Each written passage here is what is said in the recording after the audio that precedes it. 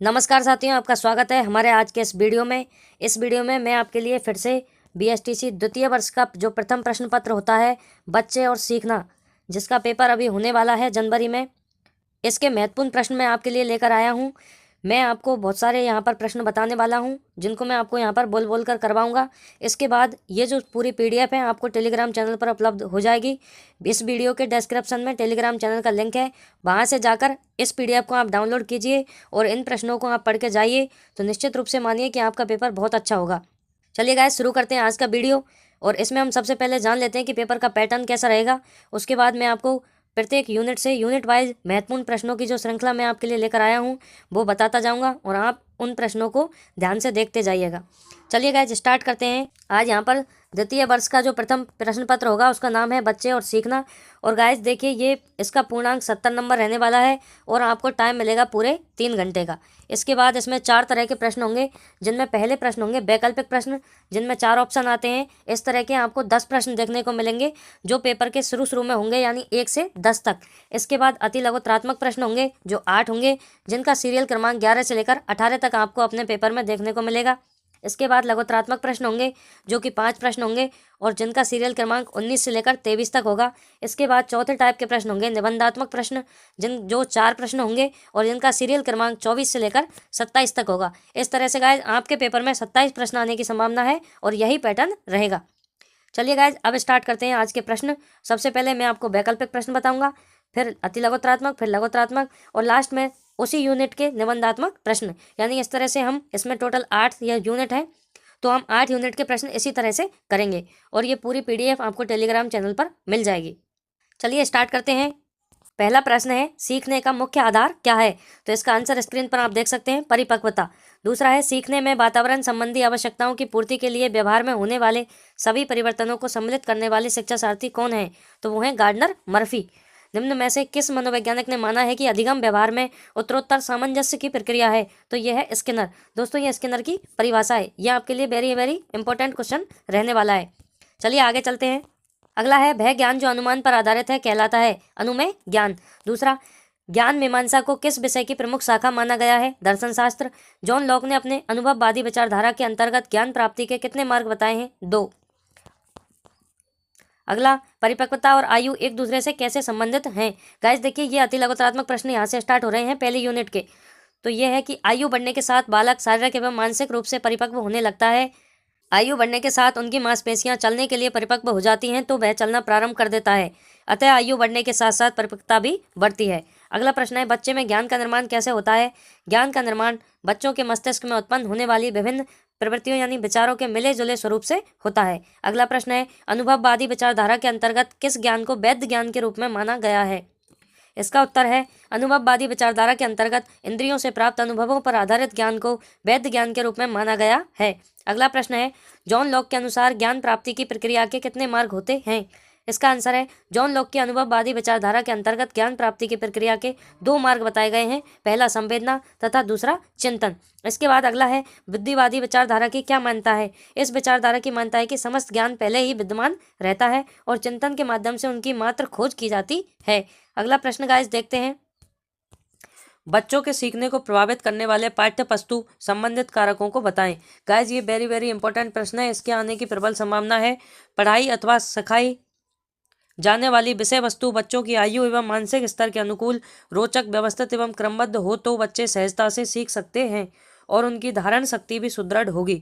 अन्यथा विषय वस्तु मानसिक स्तर के अनुकूल न होने पर बच्चे सीखने में कठिनाई का अनुभव भी कर सकते हैं एवं रुचि पैदा न होने पर खुद को तनावग्रस्त भी अनुभव कर सकते हैं। ये इसका आंसर होगा। अगला देखते हैं, ज्ञान प्राप्ति एवं सीखने सिखाने के लिए महत्वपूर्ण तरीके कौन कौन से हैं? तो इसका उत्तर है, ज्ञान प्राप्ति और सीखने सिखाने के महत्वपूर्ण तरीके हैं अवलोकन, तर्क करना, समीक्षा करना, बातचीत या संवाद, चिंतन, प्रयोग करना एवं परिवेश में भाग लेना, अभिव्यक्ति के तरीके खोजना, अनुभव करना इत्यादि। इसके बाद गाइस लघुत्रात्मक प्रश्न है, ये थोड़े बड़े होते हैं, इनमें मैं कुछ आपके लिए बोलूँगा, कुछ आपसे पढ़ने के लिए कहूँगा। देखिए, सीखना किसे कहते हैं, ये आपके लिए बिल्कुल बहुत ही इम्पोर्टेंट प्रश्न है जो मैं आपके लिए इस वीडियो में लेकर आया हूँ। इनकी पीडीएफ को आप ज़रूर टेलीग्राम चैनल से डाउनलोड करें और उसे अच्छे से पढ़ें आपके पेपर से पहले, जिससे कि आपको पेपर में बहुत अधिक बेनिफिट हो सके। इसका आंसर है किसी विशेष परिस्थिति में व्यक्ति अपनी मूल प्रवृत्तियों से प्रेरित होकर कुछ विशेष क्रिया करता है।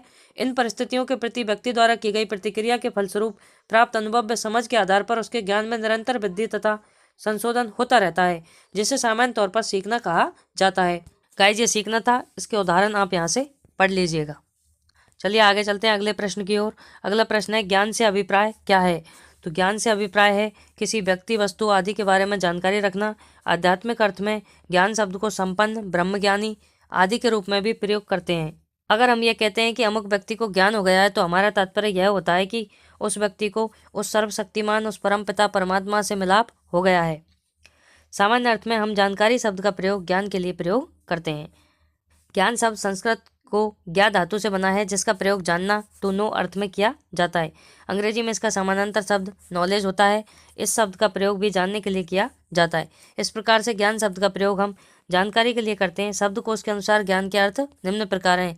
गाइस, ये लघुतरात्मक प्रश्न है, थोड़ा बड़ा होगा, तो इसलिए आप चाहें तो यहाँ तक भी छोड़ सकते हैं और आप चाहें तो इसको आगे भी लिख सकते हैं। ज्ञान शब्द के कई रूप होते हैं। सूचना, सीखना, जो ज्ञात है, विश्वास, प्रकाश होना, इस तरह से आप आगे इसको बढ़ाकर लिख सकते हैं। गाइस, अगला प्रश्न है, ज्ञान मीमांसा की अवधारणा को समझाइए। ये आपके लिए वेरी वेरी इंपॉर्टेंट होने वाला है। प्रथम यूनिट में मैंने आपसे 2 क्वेश्चन ज़्यादा महत्वपूर्ण बताए हैं, तो ये 2 क्वेश्चन आपको बिल्कुल ही याद करके जाने हैं। चलिए इसका आंसर देख लेते हैं। इसका आंसर है, ज्ञान मीमांसा दर्शन शास्त्र की एक शाखा है जो ज्ञान को जानने के तरीकों का वर्णन करता है। इसके अंतर्गत ज्ञान क्या है और ज्ञान का निर्माण कैसे होता है, इसके तरीके क्या हैं, बच्चे ज्ञान का निर्माण कब, कहाँ और कैसे करते हैं, आदि का अध्ययन किया जाता है। ज्ञान का निर्माण बच्चे के मस्तिष्क में उत्पन्न होने वाले विभिन्न प्रवृत्तियों, विचारों के मिले जुले स्वरूप से होता है। आयु, अनुभव तथा ज्ञान की वृद्धि हो जाने पर वह इस प्रक्रिया को ठीक तरह से समझ लेता है। यदि गौर से देखें तो बच्चे के समुदाय तथा विद्यालय में ज्ञान की प्राप्ति की प्रक्रिया के भिन्न भिन्न तरीकों को चिन्हित किया जा सकता है।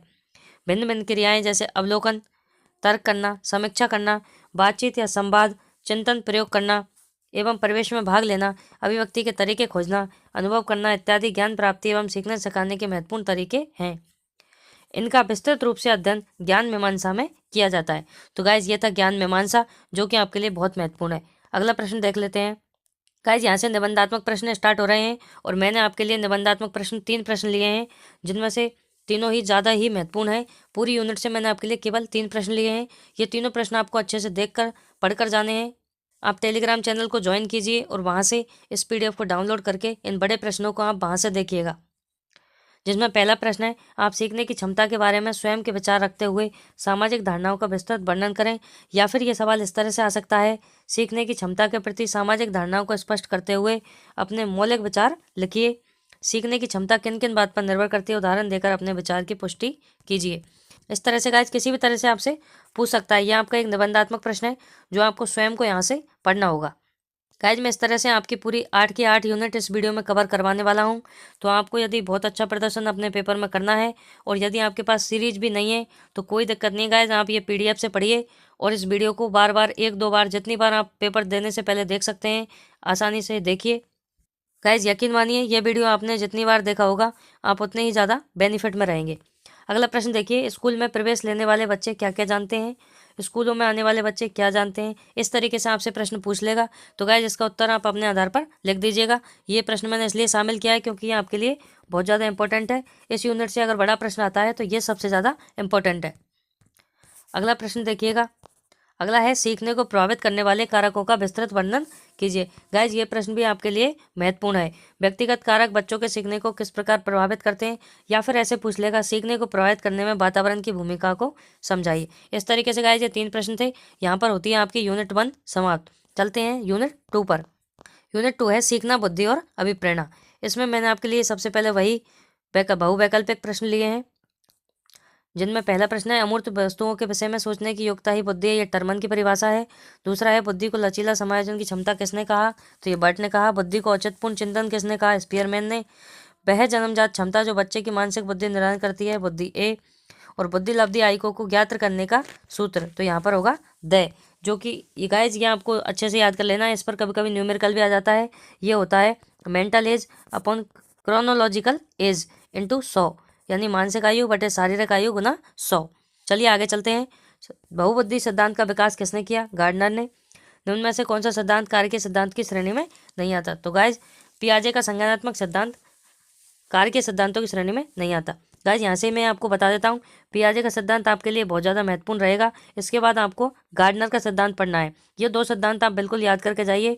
100% इन दो सिद्धांतों में से एक सिद्धांत आपसे बड़ा प्रश्न, निबंधात्मक प्रश्न में पूछा जाएगा। चलिए आगे चलते हैं। गिलफोर्ड ने संक्रिया के आधार पर मानसिक क्षमताओं को कितने भागों में बांटा? 5। गार्डनर द्वारा प्रतिपादित सिद्धांत, बहुबुद्धि सिद्धांत। गार्डनर के अनुसार अभिबुद्धि के कितने प्रकार हैं? 9। बहुबुद्धि सिद्धांत में 2000 के संशोधन में गार्डनर ने अस्तित्ववादी बुद्धि को जोड़ा था। चलिए आगे चलते हैं। ये कुछ और प्रश्न हैं जो आप यहाँ से देख लीजिएगा। इसके बाद चलते हैं गाइज, बुद्धि लब्धि को परिभाषित करते हुए इसको ज्ञात करने का सूत्र लिखिए। ये प्रश्न जो मैं आपको अभी बता रहा था IQ वाला, ये आपके लिए बहुत महत्वपूर्ण प्रश्न होने वाला है, क्योंकि या तो ये सूत्र पूछ लिया जाता है, या फिर ये बड़ा प्रश्न पूछ लिया जाता है, या फिर इस पर कोई न्यूमेरिकल पूछ लिया जाता है। जो इससे अगला सवाल है मैं आपको बताने वाला हूँ। सबसे पहले बुद्धि लब्धि देख लेते हैं। इस सूत्र से ही इसकी परिभाषा आ जाती है। मानसिक आयु तथा वास्तविक आयु का ऐसा अनुपात जिसको 100 से गुना कर प्राप्त किया जाता है। इन परीक्षणों में व्यक्ति के प्राप्तांकों की गणना विभिन्न आयु समूह के बच्चों के औसत प्रदर्शन के आधार पर की जाती है। इसे ही बुद्धि लब्धि कहा जाता है। आपको ये नीचे सूत्र लिख देना है। इसके बाद आगे चलते हैं। पिता की मानसिक आयु 20 वर्ष है और वास्तविक आयु 16 वर्ष है। उसकी बुद्धि लब्धि की गणना करो। आप इस तरह से ऊपर मानसिक आयु और नीचे वास्तविक आयु लिखकर 100 से गुना करा के बुद्धि लब्धि ज्ञात कर सकते हैं आसानी से। चलिए आगे चलते हैं। बाह्य अभिप्रेरणा से आप क्या समझते हैं? गाइज, अभिप्रेरणा वाला प्रश्न भी आपके लिए महत्वपूर्ण है। या तो ये सिद्धांत पूछे जाते हैं, या अभिप्रेरणा, या फिर ये न्यूमेरिकल। वह प्रेरणा जिसमें बाह्य प्रेरकों से प्रभावित होकर कार्य करता है बाह्य अभिप्रेरणा कहलाती है। उदाहरण के लिए बच्चों को लक्ष्योन्मुख करने के लिए प्रोत्साहन एवं पुरस्कार का सहारा लिया जाता है। अगला प्रश्न इसके बाद हम देखने वाले हैं, बच्चों को आंतरिक और बाह्य अभिप्रेरणा की आवश्यकता कब पड़ती है? बच्चों को आंतरिक और बाह्य अभिप्रेरणा की समय समय पर आवश्यकता होती है। जब वह स्वतः अपनी समस्याओं का समाधान नहीं कर पाता, तब उसे बाह्य प्रोत्साहन की आवश्यकता होती है। इस प्रकार जब उसे सीखने में कोई समस्या आती है तो अतिरिक्त बाह्य सहयोग प्रेरक के रूप में दिया जाना आवश्यक है, जो कि उसके सीखने को प्रेरित कर सके। इसके बाद अगला प्रश्न है आंतरिक प्रेरणा, यानी कि एक बाह्य अभिप्रेरणा होती है और एक आंतरिक अभिप्रेरणा। आंतरिक अभिप्रेरणा से आशय है कि बच्चों में निहित वह उस शक्ति से है जो उनके व्यवहार को जागृत करती है तथा लक्ष्य प्राप्ति की ओर ले जाती है। यह शक्ति लक्ष्य प्राप्ति तक बच्चे में विद्यमान रहती है। ऐसे बच्चे स्वयं प्रेरित होते हैं। अभिप्रेरणा के स्रोत प्रशंसा, प्रतियोगिता एवं सहयोग, सफलता व असफलता, नवीनता आदि होते हैं। इसके बाद अगला प्रश्न है, बच्चों को आंतरिक और बाह्य अभिप्रेरणा की आवश्यकता कब पड़ती है? गाइस, ये प्रश्न इतना ज़्यादा महत्वपूर्ण नहीं है, फिर भी आप इसको पढ़ लीजिएगा। इसके बाद अगला प्रश्न है, विनय के बुद्धि परीक्षण के अतिरिक्त और कौन कौन से बुद्धि परीक्षण हैं? संक्षेप में लिखिए। या फिर बैचलर वैल्यू मापनी क्या है? डायरेक्ट आपसे पूछ लेगा। ये भी आपके लिए एक महत्वपूर्ण प्रश्न होने वाला है कि बैचलर का जो मापन था वो क्या था। तो ये हम देखने वाले हैं कि बैचलर ने बच्चों एवं वयस्कों की बुद्धि मापने के लिए अलग अलग परीक्षण तैयार किए, जो बैचलर वैल्यू मापने कहलाते हैं। वयस्कों का परीक्षण बैचलर एडल्ट इंटेलिजेंस स्केल तथा बच्चों का परीक्षण bachelor intelligence scale for children WISC और WAIS, इनकी फुल फॉर्म भी आपको याद रखनी है, कहलाते हैं। इस परीक्षण में 2 फॉर्म थे और दोनों फॉर्म में 10-10 उप परीक्षण थे। 10 में से 5 शाब्दिक मापने के थे तथा 5 क्रियात्मक मापने के थे। इनमें आगे कई संशोधन हुए। इस तरीके से ये बैचलर का बुद्धि परीक्षण हो गया। इसके बाद देखिए अगला प्रश्न है, आंतरिक अभिप्रेरणा और बाह्य अभिप्रेरणा में कोई 2 अंतर बताइए। बहुत ही महत्वपूर्ण प्रश्न है गाइस, या तो इनकी परिभाषा आती है या इनमें अंतर पूछा जाता है। एक तरफ आप बाह्य अभिप्रेरणा कर देंगे और एक तरफ आंतरिक, और अंतर देखेंगे कि जो आंतरिक अभिप्रेरणा है ये बाह्य परिस्थितियों में प्रभावित नहीं होती, जबकि बाह्य अभिप्रेरणा होती है। इन्हें बाह्य अभिप्रेरकों की आवश्यकता नहीं होती, जबकि बाह्य अभिप्रेरणा को बाह्य अभिप्रेरक देकर अभिप्रेरित किया जाता है। आंतरिक अभिप्रेरणा में ऐसे बच्चे शारीरिक, मानसिक और सामाजिक आवश्यकताओं के वशीभूत होकर कार्य नहीं करते, जबकि बाह्य अभिप्रेरणा में ऐसे बच्चों में शारीरिक, मनोवैज्ञानिक, सामाजिक आवश्यकताएं मुख्य होती हैं और इनकी पूर्ति होने पर लक्ष्य प्राप्ति के लिए प्रयास करते रहते हैं। साथ ही आंतरिक अभिप्रेरणा में कार्य ही आनंद और ऊर्जा देता है, जबकि बाह्य अभिप्रेरणा में प्रेरकों से आनंद और ऊर्जा की प्राप्ति होती है। आंतरिक अभिप्रेरणा में ये सभी परिस्थितियों में बनी रहती है, जबकि बाह्य अभिप्रेरणा परिस्थिति के अनुसार बदल जाती है। इस तरीके से गाइस आपको इसमें 5-7 अंतर हैं जो यहाँ पर याद कर लेने हैं। इसके बाद अगला प्रश्न है, अभिप्रेरणा एवं सीखने में क्या संबंध है? गाइस इतना महत्वपूर्ण नहीं है, पर फिर भी आप इसको एक बार पढ़ के जाएं। अगला है, बुद्धि की अवधारणा व सिद्धांत की व्याख्या समझाइए एवं गिलफर्ड के त्रिआयामी सिद्धांत को सचित्र समझाइए। गाइस इसमें भी मैंने आपके लिए 3 या 4 प्रश्न बड़े लिए हैं, जिनमें से ये एक गिलफर्ड वाला प्रश्न है जो कि निबंधात्मक प्रश्न है। ये आपसे कई प्रकार से पूछा जा सकता है। इसको आपसे PDF से ही पढ़ना होगा। काफ़ी बड़ा प्रश्न है गाइस। इसको अच्छे से आप समझ कर पढ़कर जाएँ। इसके की पॉइंट आप याद करें, जैसे कि ये जो की पॉइंट इसमें दिए हुए हैं, इन की पॉइंट को आप याद करें। अगला प्रश्न रहेगा गार्डनर। मैंने आपको पहले बताया था कि या तो गार्डनर पूछा जाता है या फिर जीन प्याजे, तो आपके लिए ये गार्डनर वाला प्रश्न अति महत्वपूर्ण है निबंधात्मक प्रश्न में। आप गार्डनर और जीन प्याजे को जरूर पढ़कर जाएं, इनमें से एक प्रश्न तो आता ही आता है। इसके बाद अगला प्रश्न मैंने आपके लिए यहाँ पर लिया है अभिप्रेरणा वाला, जो कि ये छोटा प्रश्न आता है। अभिप्रेरणा में अंतर कई बार पूछ लिया जाता है, और बाह्य अभिप्रेरणा और आंतरिक अभिप्रेरणा। यदि आपको अभिप्रेरणा की परिभाषा और बाह्य और आंतरिक अभिप्रेरणा भी आता है तो आप ये आसानी से कर लेंगे। वैसे ज़्यादातर ये बड़ा आता नहीं है, इसमें जीन प्याजे ही पूछा जाता है। आपकी यूनिट 2 हो जाती है पूरी, तो आप जीन प्याजे पढ़ें, हार्वर्ड गार्डनर पढ़ें और अभिप्रेरणा पढ़ें। ये 3 ही आपके यूनिट 2 में महत्वपूर्ण है। अब चलते हैं यूनिट 3 पर, और यूनिट 3 के वैकल्पिक प्रश्न आपको मैं स्क्रीन पर दिखा रहा हूँ, जिनके उत्तर आप यहाँ से ही देख सकते हैं। इस वीडियो को आप कम ज़्यादा स्पीड करके आसानी से देख सकते हैं। इसमें अनुकूलित अनुक्रिया सिद्धांत, सीखने के व्यवहारवादी मॉडल, रचनावादी मॉडल, और सबसे महत्वपूर्ण प्रश्न छोटे वाले ये होते हैं जीन प्याजे वाले। जीन प्याजे में जो विभिन्न प्रकार की अवस्थाएं बताई हैं, उन अवस्थाओं की एज देकर पूछा जाता है, या फिर वो अवस्थाएं ही सीधी पूछ ली जाती हैं। इस तरह से ये छोटे प्रश्न यहाँ पर खत्म। अब आते हैं अति लघुतरात्मक, जिनको मैं आपको बताने वाला हूँ। सक्रिय अनुबंधन की मूल धारणा। तो सक्रिय अनुबंधन की मूल धारणा यह है कि सीखने वाले व्यक्ति की क्रिया या व्यवहार का पुनर्वलन हो जाता है। यहाँ स्थिति प्राय किसी वातावरण में कार्यशील हो जाने पर पैदा होती है। अगला है स्किनर बॉक्स क्या है। गाइस, ये अति महत्वपूर्ण प्रश्न है स्किनर वाला। कई बार यहाँ से स्किनर का पूरा सिद्धांत निबंधात्मक प्रश्न में पूछ लिया जाता है, जो कि मैंने आपके लिए यहाँ पर डाला है। इस PDF को अच्छे से डाउनलोड करके आप बिल्कुल बहुत तरीके से पढ़ें, निश्चित रूप से आपको बहुत ज़्यादा फायदा होने वाला है। सक्रिय अनुबंधन सिद्धांत के प्रतिपादक BF स्किनर ने अपने सिद्धांत को सिद्ध करने के लिए एक बक्सा बनाया, जिसमें जानवर के घूमने फिरने हेतु पर्याप्त जगह थी। इसे स्किनर बॉक्स नाम दिया गया। इस बॉक्स में एक कुंजी लगी हुई थी, जिसके दबाने पर खाना या पानी मिलता था। इसमें चूहे को रखा गया। उसके उछल कूद से एक बार कुंजी दब गई तो उसे खाना मिला। यह प्रक्रिया चूहे के बार बार दोहराई जाती। इसके द्वारा कुंजी के दबने पर भोजन की प्राप्ति होती। बार बार अभ्यास से उसको भोजन के समय कुंजी दबाने की आवश्यकता होती, अतः चूहा कुंजी को भोजन के लिए ही दबाने लगा। तो इस तरीके से ये स्किनर बॉक्स था। अगला है व्यवहारवाद और संज्ञानवाद में अंतर कीजिए। यह भी आपके लिए अच्छा प्रश्न हो सकता है। यहाँ से देखिएगा कि व्यवहारवाद में इसके अनुसार सीखने की प्रक्रिया में बच्चे की कोई भूमिका नहीं होती है, जबकि संज्ञानवाद में सीखने की प्रक्रिया में बच्चे की एक्टिव भूमिका, सक्रिय भूमिका होती है। और व्यवहारवाद में इसके अनुसार बच्चे की समझ निर्माण में आसपास की दुनिया और लोगों की कोई भूमिका नहीं होती, जबकि संज्ञानवाद में इसके अनुसार बच्चे अपने आसपास की दुनिया और लोगों के साथ संपर्क के आधार पर अपनी समझ विकसित करते हैं।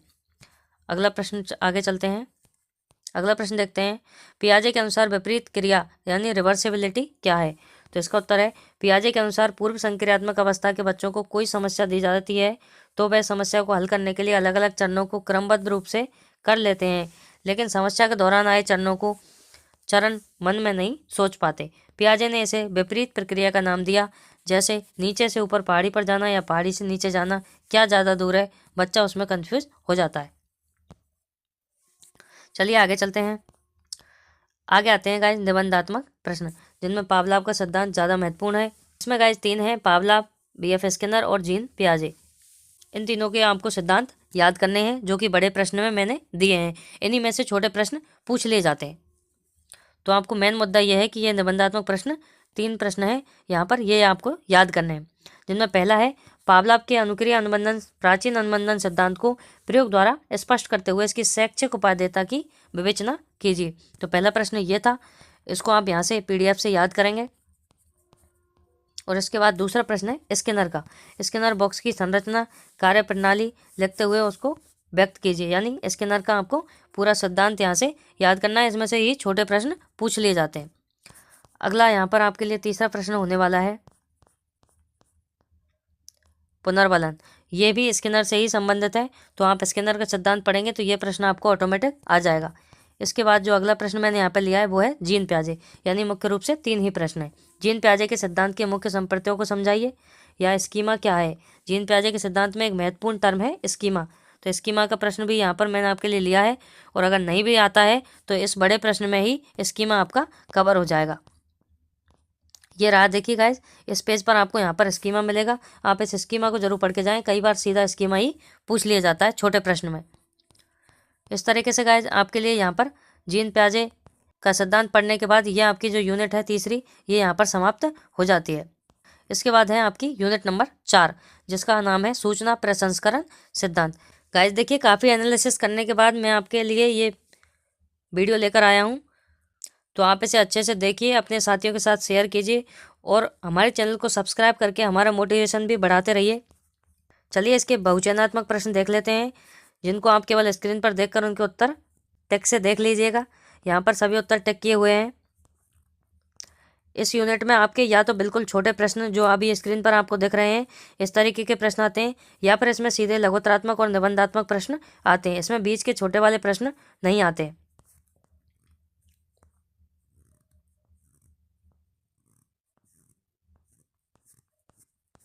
तो ये थे उसके कुछ छोटे प्रश्न। इसके बाद जो ये छोटे प्रश्न हैं ये 1-1, 2-2 नंबर के हैं। ये ऐसे ही पूछ लिए जाते हैं, जिनमें पहला है मस्तिष्क को कितने भाग में विभाजित किया गया है। तो 3 भाग, प्रमस्तिष्क, अनुमस्तिष्क और मेडुला ऑब्लांगेटा। अगला है प्रमस्तिष्क के कौन कौन से कार्य होते हैं। तो इसका उत्तर है साधारण प्रकार का सीखना प्रमस्तिष्क पर निर्भर करता है। स्वतः संचालित क्रियाओं को संपन्न करने में सहयोग करना, शरीर का ताप संतुलित रखना, पाचन क्रिया नियमित रखना, संवेगात्मक व्यवहारों का संचालन आदि इसी के द्वारा होता है। मेडुला ऑब्लांगेटा द्वारा किन क्रियाओं का संचालन भी नियंत्रण होता है। तो मेडुला ऑब्लांगेटा शरीर की प्राण रक्षा संबंधी क्रियाओं का संचालन और नियंत्रण करता है। अब प्राण रक्षा संबंधी सांस लेना और रक्त संचालन। अगला है सूचना प्रसंस्करण मॉडल के अनुसार ज्ञान क्या है। यह भी आपके लिए काफी अच्छा प्रश्न हो सकता है, इंपॉर्टेंट।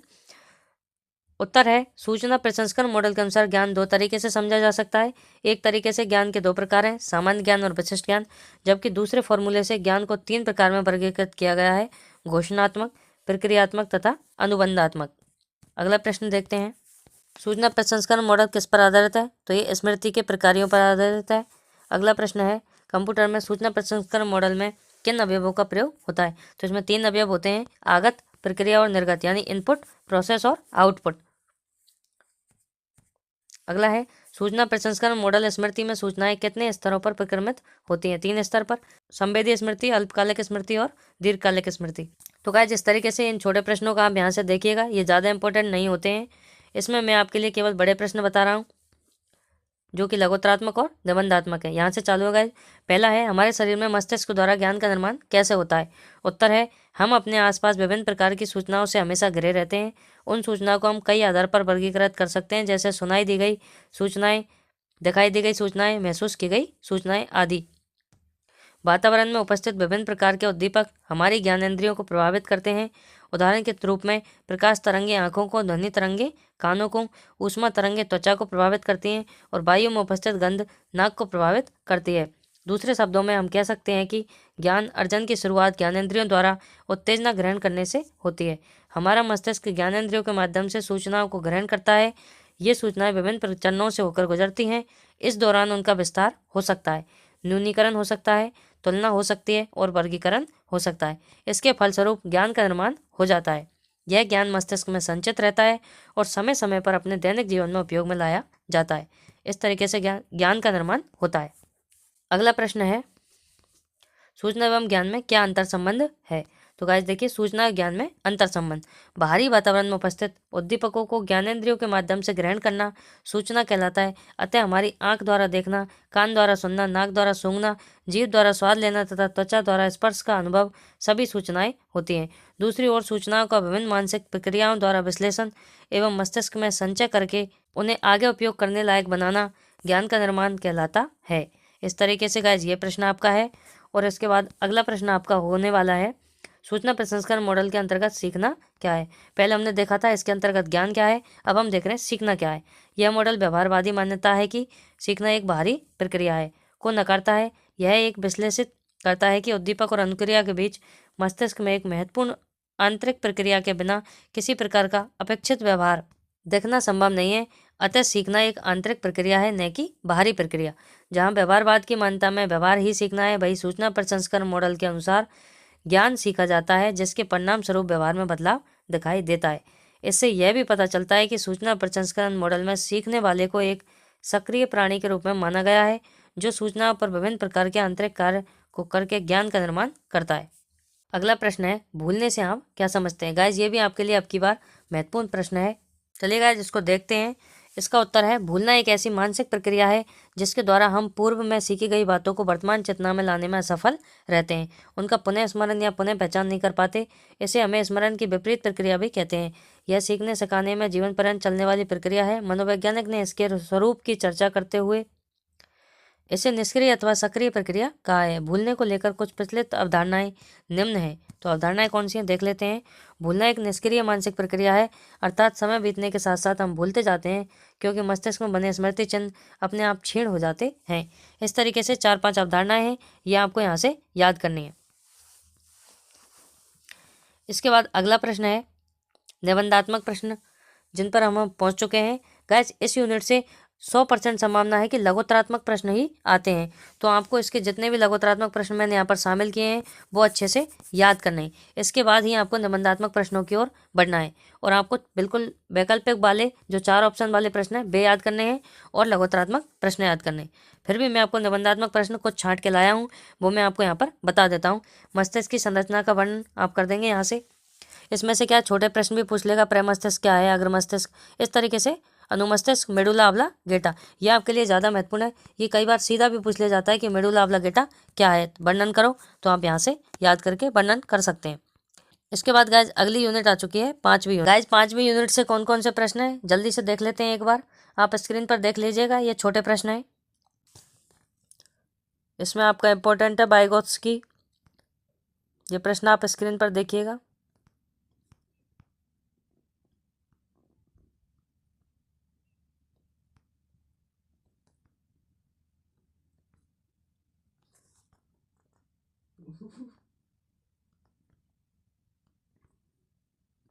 इसके बाद आ गए हैं अति लघुत्तरात्मक प्रश्न, जो मैं आपको यहाँ से बताने वाला हूँ। पहला है स्थानापन्न पुनर्वलन से आप क्या समझते हैं। जब हम कोई नई क्रिया करते हैं तभी हमें पता चलता है कि उसका परिणाम क्या होगा। इस प्रक्रिया को स्थानापन्न पुनर्वलन कहते हैं। अगला है प्रेक्षण आधारित सीखने की उपक्रियाएं बताइए। तो प्रेक्षण आधारित सीखने की उपक्रियाएं हैं ध्यान देना, याद रखना, क्रियात्मक पुनरुत्पादन, पुनर्वलन एवं अभिप्रेरणा। इसके बाद अगले प्रश्न की ओर चलते हैं। अगला प्रश्न है सामाजिकरण की प्रक्रिया क्या है। गाइस, ये प्रश्न कई बार पूछा हुआ है, इंपॉर्टेंट प्रश्न है। सामाजिकरण वह प्रक्रिया है जिसके माध्यम से विभिन्न समाज अपने सदस्यों को सामाजिक रूप से स्वीकार्य व्यवहार करने के लिए प्रेरित करते हैं। सामाजिकरण एवं समावेशी प्रक्रिया है जो लगभग हर तरह के व्यवहार को प्रभावित करती है। अगला प्रश्न है सामाजिकरण की प्रक्रिया में मानव का विशेष व्यवहार कौन सा होता है। तो पढ़िएगा गाइस, सामाजिकरण की प्रक्रिया में मानव का विशेष व्यवहार के अंतर्गत गुस्सा, परोपकार, संकट, आचरण और उपदेश, जोर जबरदस्ती आदि आते हैं। अगला है स्वयं नियमन, ये भी अच्छा प्रश्न है। बाहरी पुरस्कार और दंड पर आश्रित न रहकर स्वयं व्यवहार को अधिकाधिक नियंत्रित करना, अपना अवलोकन करना, अपने लिए पुरस्कार या दंड का चयन करना ही स्वयं नियमन कहलाता है। अगला प्रश्न है बहुत ही महत्वपूर्ण प्रश्न है गाइज, आपके लिए वेरी वेरी इंपॉर्टेंट प्रश्न है। बांडोरा के अनुसार स्वयं नियमन व्यवहार को किस प्रकार नियंत्रित करता है। जो अभी हमने ऊपर पढ़ा था वही प्रश्न है, उसको बड़ा करना है बस।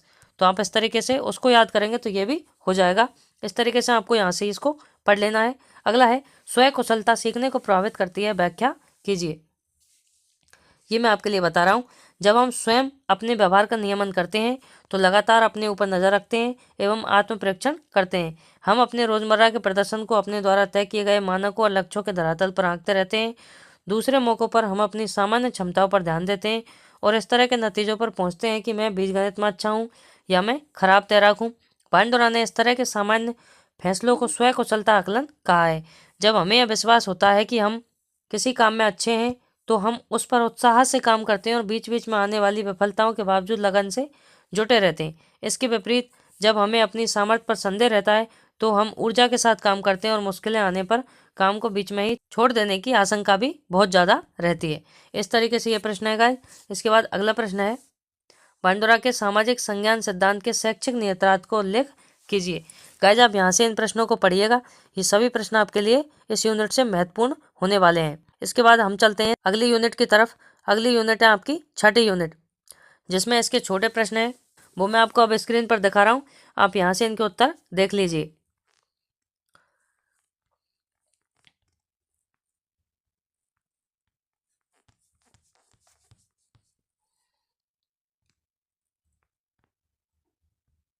गाइस, वीडियो लंबा हो जाता है इसलिए मैं आपको यहाँ से इन प्रश्नों को नहीं बता रहा हूँ। जो बड़े प्रश्न हैं मैं केवल उन्हीं को बता रहा हूँ। संप्रेषण को परिभाषित कीजिए। यहाँ से ये प्रश्न है, संप्रेषण वह साधन है जिसके द्वारा व्यक्ति एक ही संगठन में एक दूसरे के साथ जुड़े होते हैं ताकि एक साझा या सामान्य उद्देश्य प्राप्त किया जा सके। अर्थात संप्रेषण चिंतन, विचारों, तथ्यों और संवेगों के आपसी आदान प्रदान की एक प्रक्रिया है। अगला है, संप्रेषण में प्रेषणकर्ता और प्राप्तकर्ता की कार्यप्रणाली बताइए। तो संप्रेषण का माध्यम शाब्दिक तथा अशाब्दिक दोनों हो सकते हैं। संप्रेषण प्रभावी होने के लिए उपयुक्त सामग्री सार्थक एवं रुचिकर हो, प्राप्तकर्ता उसे ग्रहण कर उस पर अनुक्रिया करे तथा वह उचित संप्रेषण के माध्यम से स्रोत तक पहुंचता रहे। अगला है, शाब्दिक संप्रेषण क्या है? जो भाषा के द्वारा व्यक्त किए जा सकें शाब्दिक संप्रेषण होते हैं, जैसे बोलना, गीत, कविता, संगीत, मानसिक फिल्म, चार्ट, तस्वीर, किताब, समाचार पत्र आदि। अगला प्रश्न है, इसके अंदर ने सीखने की प्रक्रिया में किन तत्वों को महत्वपूर्ण माना है, समझाइए। चलिए समझते हैं गाइस। प्रत्येक आयु वर्ग में बच्चा अपनी आवश्यकताओं की पूर्ति हेतु भाषा का प्रयोग करता है। यह भाषा आयु के अनुसार सांकेतिक अथवा बोलचाल के रूप में होती है। व्यवहारवादी स्किनर ने सीखने की प्रक्रिया में 3 तत्वों को महत्वपूर्ण माना है। 3 तत्व कौन से हैं? उद्दीपन, अनुक्रिया और पुनर्बलन। किसी भी क्रिया को सीखने में उद्दीपक की भूमिका महत्वपूर्ण होती है। जब बच्चे के समक्ष कोई उद्दीपक प्रस्तुत होता है तो उसकी अनुक्रिया होती है और अनुक्रिया पर उसे किसी प्रकार का पुनर्बलन प्राप्त होता है तो सीखने की क्रिया तीव्रता से पूर्ण होती है। स्किनर ने इन तीनों तत्वों पर प्रयोग करके निष्कर्ष निकालते हुए बताया कि भाषा के संबंध में बच्चों पर यही नियम लागू होता है। व्यवहारवादियों के अनुसार बच्चे अपने परिवेशगत भाषा का अनुकरण करते हुए भाषा के ज्ञान को आगे बढ़ाते हैं। वे अपने आसपास जिन शब्दों को सुनेंगे उन्हें वैसे ही दोहराने की कोशिश करेंगे।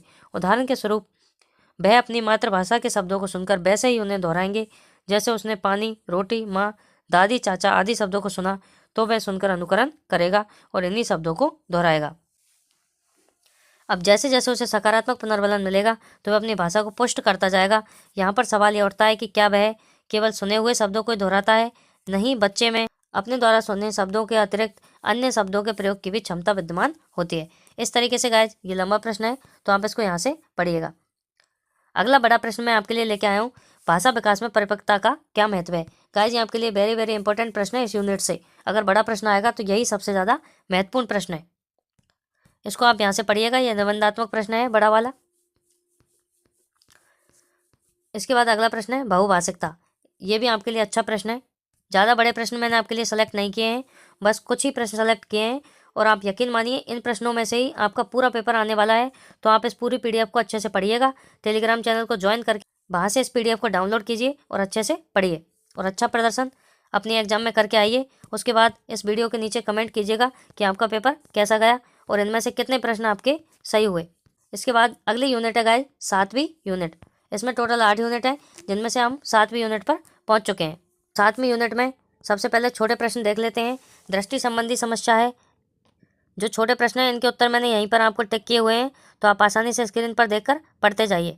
यदि आप पीछे रह जाते हैं तो आप वीडियो को पॉज करके प्रश्न को पढ़ सकते हैं।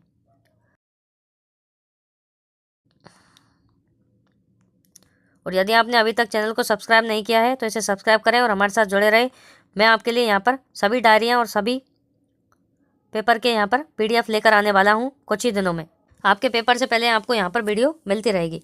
अगला प्रश्न है, एक शिक्षक के रूप में आप विशेष आवश्यकता वाले बच्चों के लिए उनके अभिभावकों में कैसी सकारात्मक सोच विकसित करेंगे। इसका उत्तर है, शिक्षक अभिभावकों में अक्षम बच्चों के प्रति शिक्षक व संकोच को दूर कर सकता है तथा अभिभावकों को उनकी विलक्षण आवश्यकता के बारे में बताकर इन आवश्यकताओं को विकसित करने में उनकी सहायता प्राप्त कर सकता है।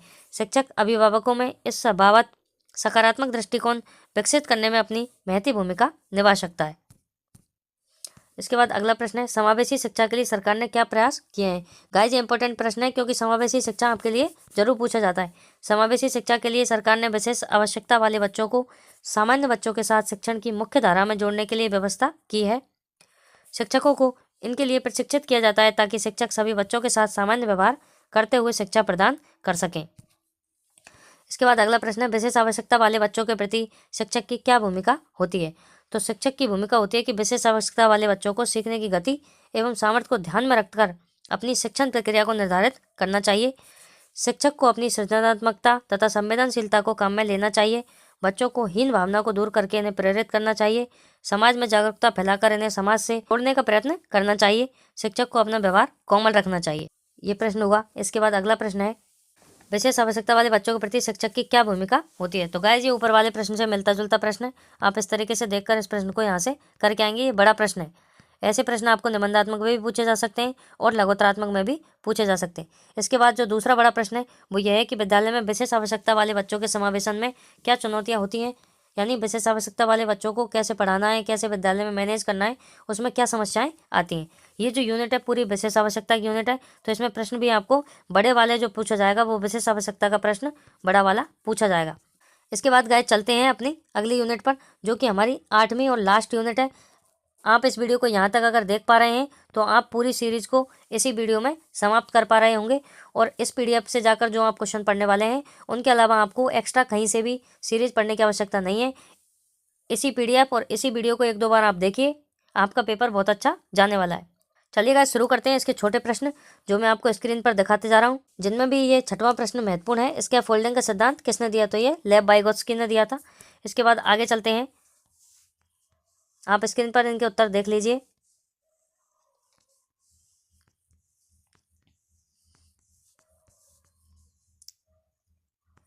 जो मैं अभी बता रहा था स्कैप फोल्डिंग, उसका एक बड़ा प्रश्न है और ये आपके लिए बहुत इंपॉर्टेंट प्रश्न है। तो प्रश्न है स्कैप फोल्डिंग यानी सहारा लगाना क्या है, तो इसका उत्तर है वाइगोत्स्की के अनुसार बच्चों की कार्यकुशलता में तब अंतर दिखाई देता है जब वे कोई समस्या का समाधान स्वयं कर रहे होते हैं और जब कोई बच्चा या बड़ा उनकी मदद करता है। इस अंतर को उन्होंने समीपस्थ विकास क्षेत्र या zone of proximal development ZPD का नाम दिया। छोटा प्रश्न आता है ZPD क्या है या फिर ZPD का पूरा नाम क्या है, तो वो है जोन ऑफ प्रॉक्सिमल डेवलपमेंट, समीपस्थ विकास का क्षेत्र। चलिए आगे इस प्रश्न को देखते हैं, इसके फोल्डिंग को। इसके द्वारा बच्चे समस्या समाधान के एक नए क्षेत्र में पहुंच जाते हैं। इस प्रक्रिया को वाइगोत्स्की ने इसके फोल्डिंग सहारा देना नाम दिया। यह प्रक्रिया बच्चों की समस्या समाधान की वर्तमान क्षमता और जटिल समस्या समाधान की संभावित क्षमता के बीच पर एक पुल का काम करती है। तो गाइस ये प्रश्न होगा। इसके बाद अगला प्रश्न है आपका लघुत्तरात्मक प्रश्न से मैंने आपके लिए प्रश्न लिया है कि खेल स्वप्रेरित एवं स्वनिर्देशित होता है, इस कथन की व्याख्या कीजिए। तो इस कथन का आंसर हम देंगे निश्चित रूप से खेल स्वप्रेरित एवं स्वनिर्देशित होते हैं। खेल एक स्वाभाविक और आत्मप्रेरित प्रक्रिया है जिसके लिए किसी को कहना नहीं पड़ता। खेल में बच्चे स्वयं तय करते हैं कि वे क्या करना चाहते हैं और कैसे करना चाहते हैं। उन पर कोई दबाव नहीं होता। जैसे तस्नीम सीढ़ी पर बार बार कूदकर खेल रही है, वह न तो किसी प्रशंसा की अपेक्षा करती है और न ही अपने कूदने के कौशल को दिखाने की। वह स्वप्रेरित है, खुश है और अनायास उसका शारीरिक और क्रियात्मक विकास हो रहा है। गाइस इसके बाद मैंने आपके लिए यहाँ पर 2-3 बड़े प्रश्न लिए हैं जो कि निबंधात्मक प्रश्न होने वाले हैं, जिनमें मैं केवल आपको प्रश्न बताने वाला हूँ। इनके उत्तर आपको पीडीएफ से याद करने होंगे। पहला प्रश्न है खेल के माध्यम से सीखने सिखाने को आप कितना उपयोगी यानी खेल के बारे में आपको अपने विचार देने हैं। यदि आप इतने प्रश्नों को आप यहाँ से इस वीडियो में पढ़ के जाते हैं और इस पीडीएफ को डाउनलोड करके अच्छे से 1-2 बार पढ़ते हैं और इस वीडियो को भी 1-2 बार देखते हैं, तो आपका पेपर निश्चित रूप से बहुत अच्छा जाएगा। आप सीरीज पढ़ें या ना पढ़ें, मैं तो कहता हूँ आप सीरीज लेके ही ना आए तो बहुत ही बढ़िया है। ओके गाइज, वीडियो को लास्ट तक देखते रहने के लिए आपका बहुत बहुत धन्यवाद।